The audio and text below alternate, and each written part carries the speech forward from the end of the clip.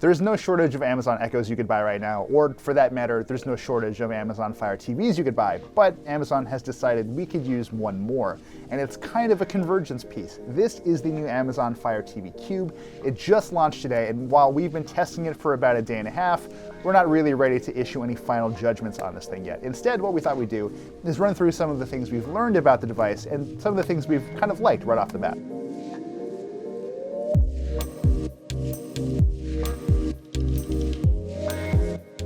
One thing I don't like right up front is the fact that the Fire TV Cube, if you look at it, is not actually a cube. Its sides are not the same length. I find that personally disgraceful. Amazon, you should be ashamed. Other things to note about the Fire Cube's design, up top you'll notice 8 dots. Those are the far-field microphones that basically allow the device to listen for the Alexa keyword. And some of you might be thinking, well, hey, 8, that's kind of out of the ordinary. Don't they usually have 7? That's exactly right. The 8 is here to help figure out what is happening, because this is a device that's meant to be sat next to your speakers or your soundbar. It's going to pick up a lot more ambient sound than the traditional Amazon Echo unit.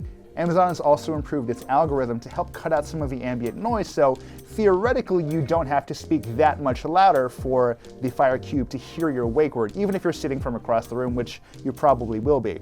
You'll also notice the sides of the Fire TV Cube are glossy. That's because the Fire TV Cube has the ability to control some of your additional AV units in your home theater system. So if you've got, like I said, a soundbar or a more elaborate speaker setup that uses a traditional remote with IR, it'll actually beam out those commands once you've issued them by voice via the IR blaster kind of inside the box, which is quite nice.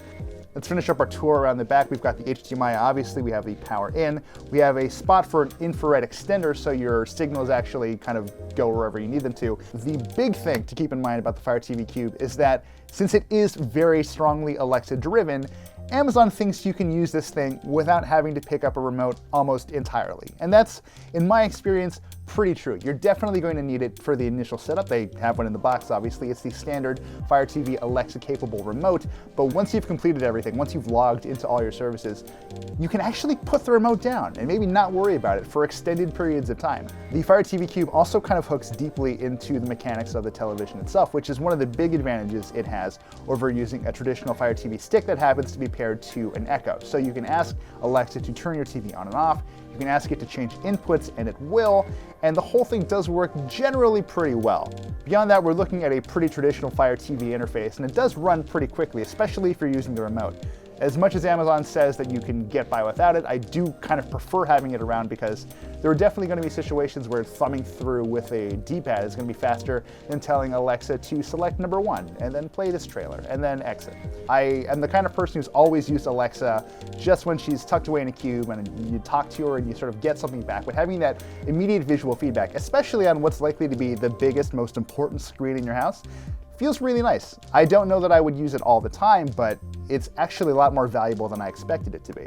And that's really the thing about the Fire TV Cube in a nutshell. We've definitely seen Amazon explore the idea of building its own TVs with partners. Those are the Fire TV Edition devices.